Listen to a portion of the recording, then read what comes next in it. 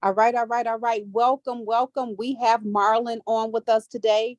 Marlon Chamberlain. Am I pronouncing it right? Marlon Chamberlain? Yes, ma'am. All right, Marlon, welcome. So, Marlon, first of all, we want to send a warm shout out to Mark from Team Work Engelwood for Absolutely. making the connection. And, let's kind of talk a little bit because I see your shirt fully free. And I know that you're running a fully free campaign, and Mhm. that's to end permanent punishment. Is Yep. it a such thing as permanent punishment? Absolutely. The term that you may be more familiar with is sort of like people use these unintended consequences or collateral consequences. We decided to use the word permanent punishments because that's exactly what they are. Collateral sort of suggests that these laws were accidental, but what we've learned is that these laws were not accidental. They were intentionally drafted and put in place to permanently punish people who have arrest and conviction records. And so for the goal for us is to eliminate all of these permanent punishment laws so that when people come home or they complete all stipulations of their arrest or conviction record, that they're able to move on in life and not have to worry about the punishment that continues to follow them.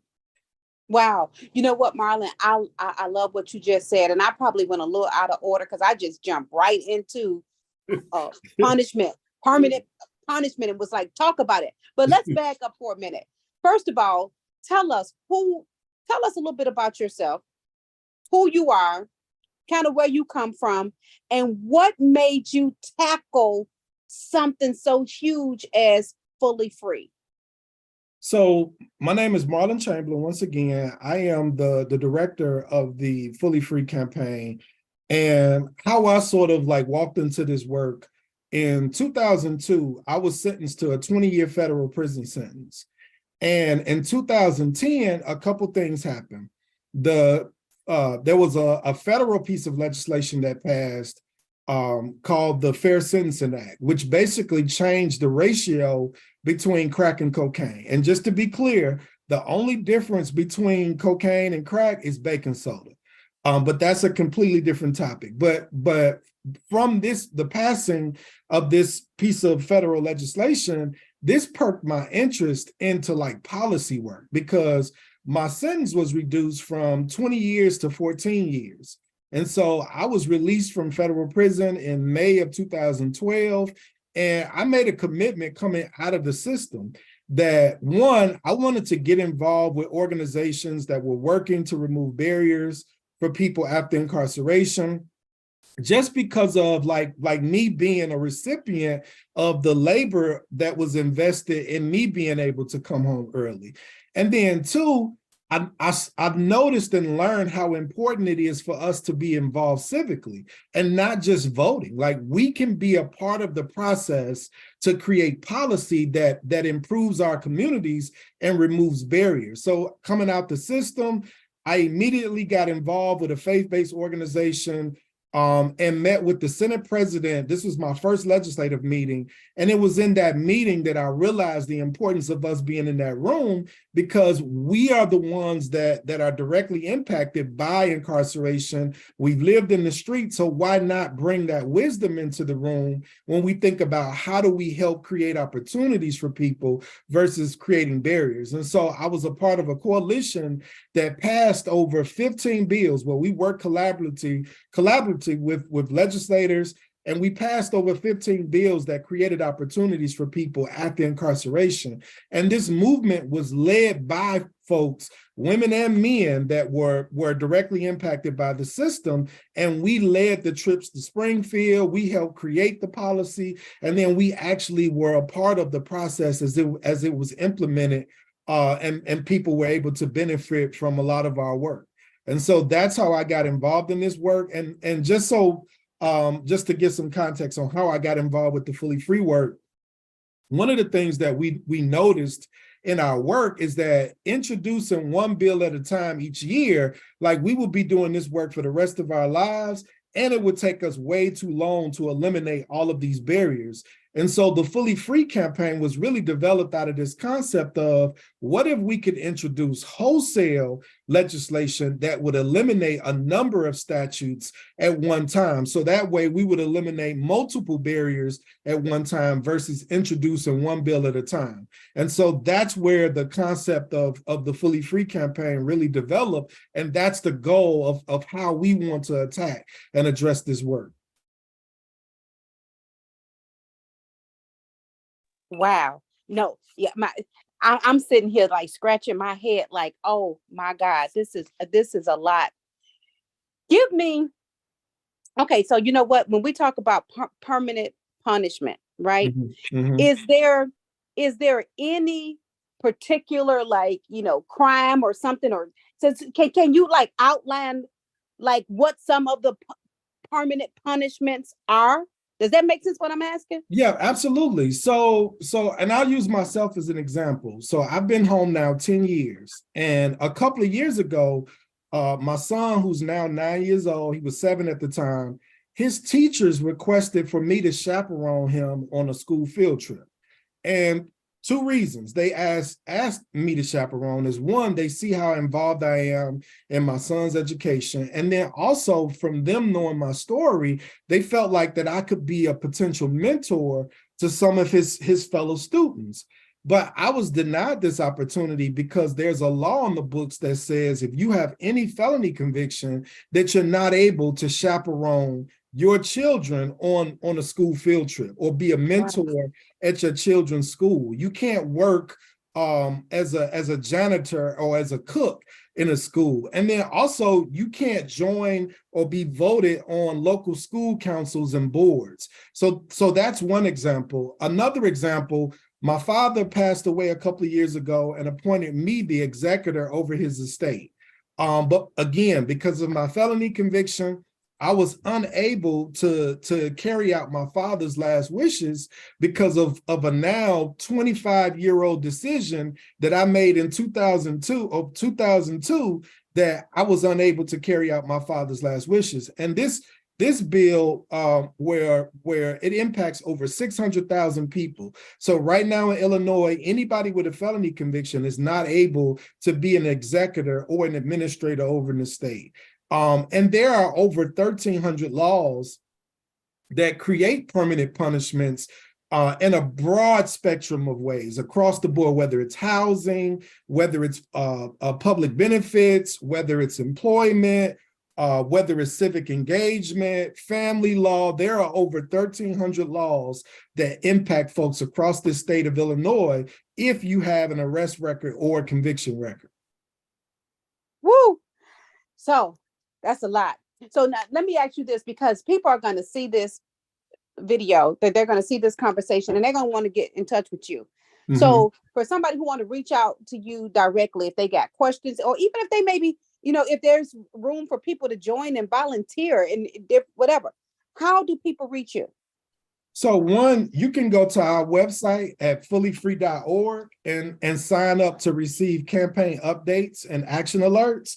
And then you can also reach out to me directly. I can put my email in the chat.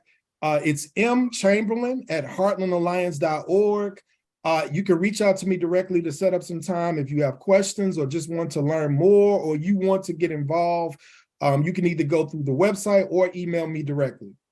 And those links will also be available in the description as well. So we'll have the link to your website as well as to your email. But for those that's just listening in, again, repeat that email address again.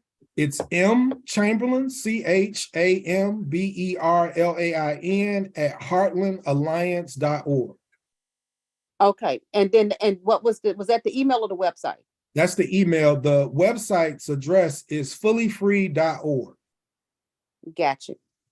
Now, are there any Facebook groups or any other social media? Okay, let's run those off. Yep, you can like us on Facebook at Fully Free Campaign. We also have an Instagram page that's also the Fully Free Campaign. And then we have a Twitter account that is at Fully Free IL.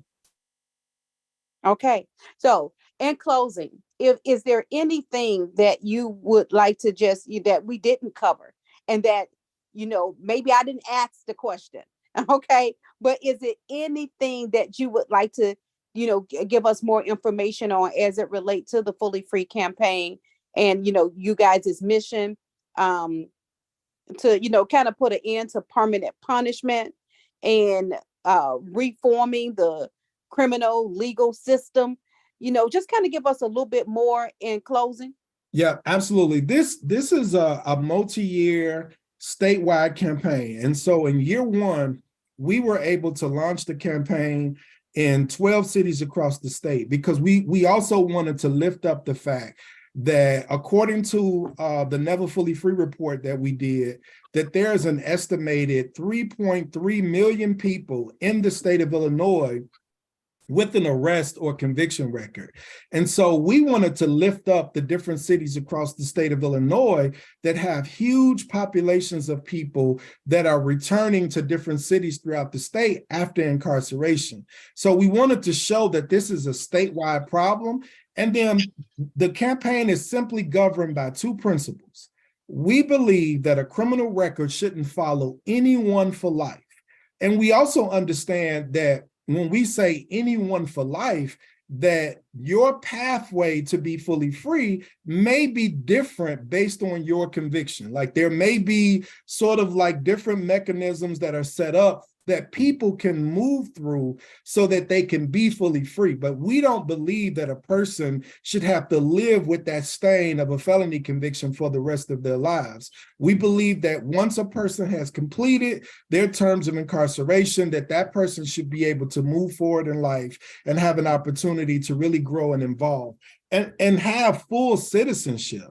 And so this is about human rights. Like, once a person has completed their term, that person should be restored as a full citizen and have the rights of a citizen, all of the rights as a citizen, to really move forward. And so, of course, we're sort of focused on really developing directly impacted folks to sort of lead this work, but we're also looking for the support of the faith community and different communities throughout the state. So this is not just a city of Chicago problem. This is a statewide issue. And if you look at this last election in the city of Chicago, the mayor of Chicago was determined by a little over 30% of the vote. So there's a huge population of people out there that feel disconnected. And a lot of those folks are folks that have felony convictions. And so we want to go out and do outreach and recruit and really engage people to try to get them to engage in this process that we call democracy. Because when I think about public safety, the more people we have actively involved in the process creates public safety. And so this campaign is also about restoring and building a voting bloc amongst directly impacted people, but also working together to also change the stigma that people live with, because it's not just the policy barriers. There's also this stigma that is not talked about a lot around how people sort of look at people with felony convictions. And so we believe in forgiveness, and we believe in full restoration. And so that's the work that this campaign is attempting to do, is to really do the groundwork and lifting up our stories to show that we're fathers, we're husbands, we're homeowners, we're college students, and we want people to see us as such and not look at us by that one mistake that we made in life. I love it. And especially when you say that we are fathers, because I gotta laugh at that. That is so amazing. Congratulations again to you. And you know what? I am, first of all, just happy to know that it's somebody out here that's doing the work that kind of go unseen, or because when you don't know, you just don't know. Absolutely. Right. And so again, thank you so much for your time. I'm not going to take up much more of it. Again, for those that's listening, we're doing it like only Vera Giles-Norris could, and like only Vera Giles-Norris would. We're letting cats out the bag. Hosea 4:6 says our people are destroyed for a lack of knowledge. We're just letting cats out the bag, shining light in those areas that would not normally get the light or the attention that they need, but we're shining light to help other people. So again, Marlon, thank you so much for taking the Thank time you. to speak with me today. We will definitely have all of your links attached to the description, and I'll see you out here in these streets, okay? All right. Appreciate you.